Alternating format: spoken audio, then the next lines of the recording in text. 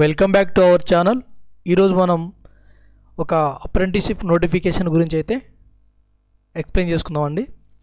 ఈ నోటిఫికేషన్ వచ్చేసి మనకు సదరన్ రైల్వేస్ నుంచి అయితే రిలీజ్ అవ్వడం జరిగింది. ఓపెనింగ్ డేట్ వచ్చేసి 29/1/2024లో అప్లికేషన్ అనేది స్టార్ట్ అయింది. ఇక ఎండింగ్ డేట్ వచ్చేసి 28 ఫిబ్రవరి 2024 వరకు అయితే మనం అప్లై చేసుకునే అవకాశం కల్పించారు. సో ఎవరైతే ఐటీఐ పాస్ అయి ఉన్నారో 10th class plus ITI and inter వాళ్ళు కూడా కొన్ని పోస్టులకు అయితే అప్లై చేసుకోవచ్చు. ఇక్కడ ఒకసారి దాని గురించి కూడా మనం డిస్కస్ చేసుకుందామండి.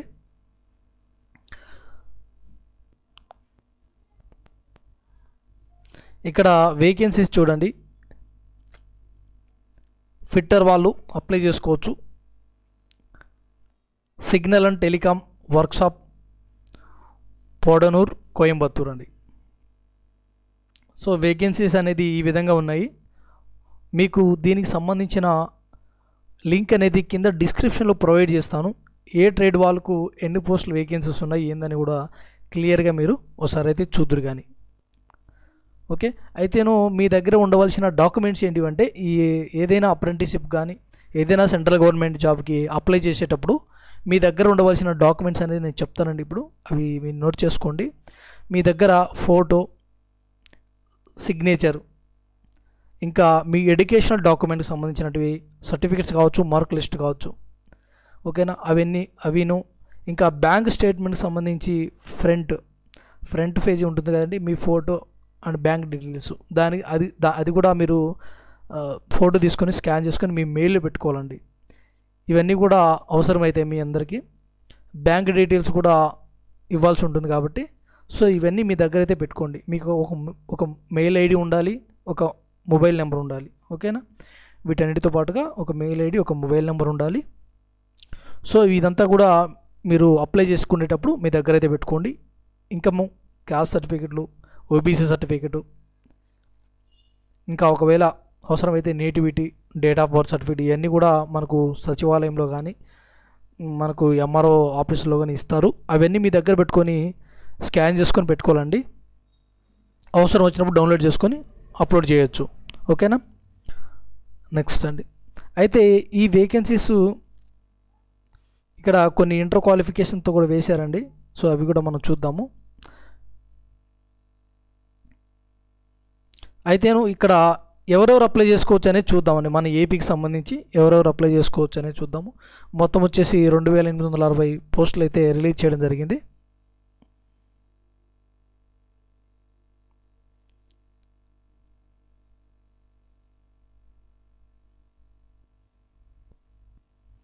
ఇక్కడ మనకు వచ్చేసి తమిళనాడు స్టేటు మొత్తం, పుదుచ్చేరి అండ్ కేరళ, లక్షద్వీపులు, అండమాన్ అండ్ నికోబార్ ఐలాండ్స్, ఆంధ్రప్రదేశ్లో SPSR Nellore and Chittoor district వాళ్ళు మాత్రమే అప్లై చేసుకునే అవకాశం ఉందండి. ఇదైతే మీరు గుర్తుపెట్టుకోండి. ఓకేనా,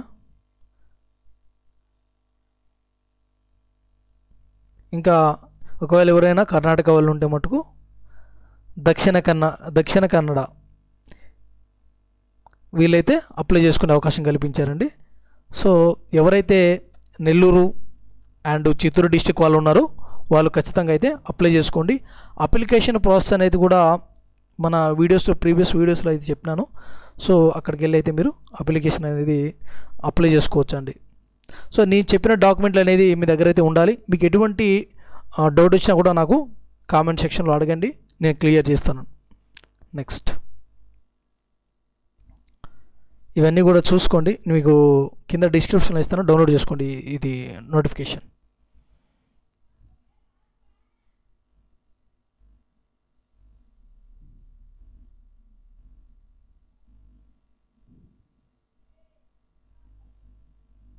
ఇక్కడ 15 ఇయర్స్ అనేది కంప్లీట్ అయి ఉండాలి. ఎవరికి కూడా కొన్ని పోస్టులకి 22 ఇయర్స్ 24 ఇయర్స్ అనేది దాటకుండా ఉండాలండి. ఎవరైతే ఎక్స్ఐటీఐ ఎంఎల్టీ ఉన్నారో వాళ్ళకి 24 ఇయర్స్ వరకు అప్లై చేసుకోవచ్చు. మిగతా వాళ్ళు 22 ఇయర్స్ వరకే అప్లై చేసుకోవాల్సి ఉంటుందండి. ఇంకా ఏజ్ రిలాక్సేషన్ కూడా ఇచ్చారు ఇక్కడ, చూసుకోండి ఒకసారి. ఇక్కడ ఒక్కొక్క దానికి ఒక్కొక్క ట్రేడ్కి ఏమేమి క్వాలిఫికేషన్ ఉండాలనేది క్లియర్గా ఇక్కడ మెన్షన్ చేశారు. ఇది కూడా ఒకసారి చూద్దాము. మెడికల్ అండ్ ల్యాబొరేటరీ టెక్నీషియన్కి అయితే pass 12th class examination under 10+2 system అండి. సో దీంట్లో ఎవరైతే పాస్ అయ్యి ఉంటారో వాళ్ళకైతే ఇక్కడ అప్రెంటిస్షిప్ అనేది ఉంది. అయితే ఫిజిక్స్, కెమిస్ట్రీ అండ్ బయాలజీ అయితే ఉండాలండి. అంటే బైపీసీ వాళ్ళు అప్లై చేసుకోవచ్చు. ఇక్కడ డ్యూరేషన్ కూడా ఇచ్చారు, ఎన్ని సంవత్సరాలు ఉంటుంది ట్రైనింగ్ పీరియడ్ అని. ఇక్కడ చూసుకోండి ఇదంతా కూడా. ఇక్కడ పాస్ పర్సెంటేజ్ అనేది 50% ఉండాలి. ఇవన్నీ కూడా ఇచ్చారండి. ఒకసారి అయితే చూసుకోండి క్లియర్గా, ఒకసారి నోటిఫికేషన్ని చూడండి మీరు అప్లై చేసుకునే ముందర. నెక్స్ట్ వన్, ఇంకా మీ దగ్గర ఉండాల్సింది క్యాస్ట్, ఇన్కము, ఇవన్నీ కూడా ఉండాలండి. ఇప్పుడు మన ఏపీకి సంబంధించిన సచివాలయంలో ఇస్తూ ఉంటారు. సో అక్కడ కూడా వెళ్ళి తీసుకొని అప్లై చేసుకోవచ్చు.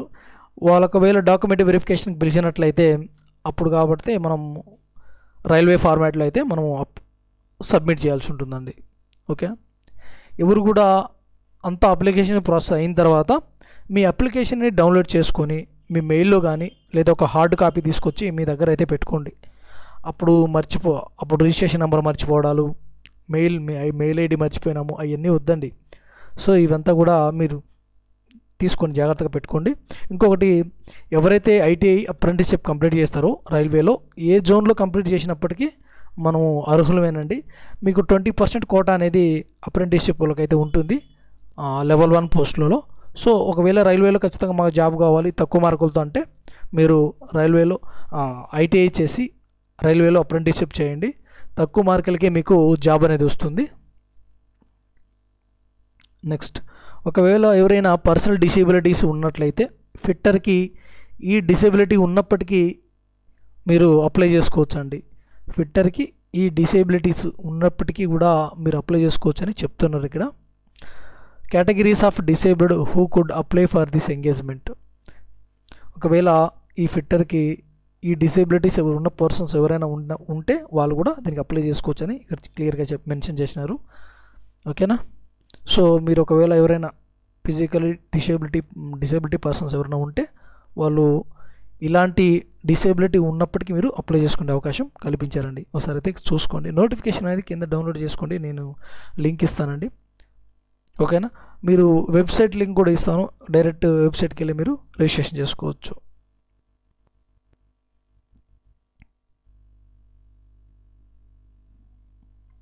నెక్స్ట్, 100 రూపీస్ అనేది మనము పే చేయాల్సి ఉంటుందండి.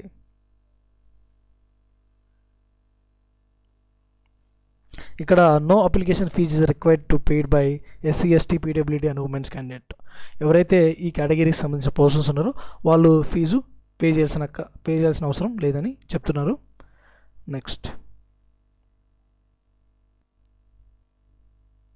మీకు స్టైఫండ్ అనేది రైల్వే వాళ్ళు డిసైడ్ చేస్తారండి. మ్యాక్సిమం 10,000, 9,000 ఆ విధంగా ఉంటుంది. ఓకే. నెక్స్ట్, మెరిట్ లిస్ట్ అనేది మీకు వచ్చిన మార్క్స్ని బేస్ చేసుకుని అయితే మెరిట్ లిస్ట్ ప్రిపేర్ చేయడం జరుగుతుందండి. మెరిట్ లిస్ట్ ప్రిపేర్ చేస్తారు, తర్వాత మిమ్మల్ని డాక్యుమెంట్ వెరిఫికేషన్కి పిలుస్తారు. డాక్యుమెంట్ వెరిఫికేషన్ అయిన తర్వాత మెడికల్ అనేది ఉంటుంది. మెడికల్లో కూడా మీరు పాస్ అవ్వాలి. సో మెడికల్లో కూడా మీరు అయిన తర్వాతనే మీకు జాబ్లోకి అయితే తీసుకుంటారండి. నెక్స్ట్ వన్, ఇదండి మీరు తీసుకోవాల్సిన జాగ్రత్తలు. ఎవరైనా PW క్యాండిడేట్స్ ఉంటే వాళ్ళు కూడా అప్లికేషన్ అనేది సబ్మిట్ చేయాల్సి ఉంటుంది. SC, ST క్యాండిడేట్స్ ఉంటే వాళ్ళు కూడా అప్లికేషన్ అనేది మీరు సబ్మిట్ చేయాల్సి ఉంటుందండి. OBC క్యాండిడేట్స్ కూడా మీ యొక్క డీటెయిల్స్ ఆడ ఇవ్వాల్సి ఉంటుంది.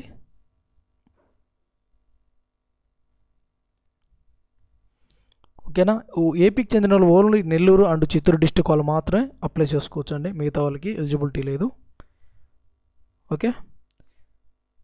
బైపీసీ వాళ్ళు కూడా దీనికి అప్లై చేసుకోవచ్చు. అక్కడ క్లియర్గా మెన్షన్ చేశారు కదా, MLTకి ఫిజిక్స్, కెమిస్ట్రీ, బయాలజీ ఉన్న వాళ్ళు అప్లై చేసుకోవచ్చు అని క్లియర్గా మెన్షన్ చేశారు. కాబట్టి మీరు ఒకవేళ ఎలిజిబిలిటీ ఉంటే మీరు అప్లై చేసుకోండి.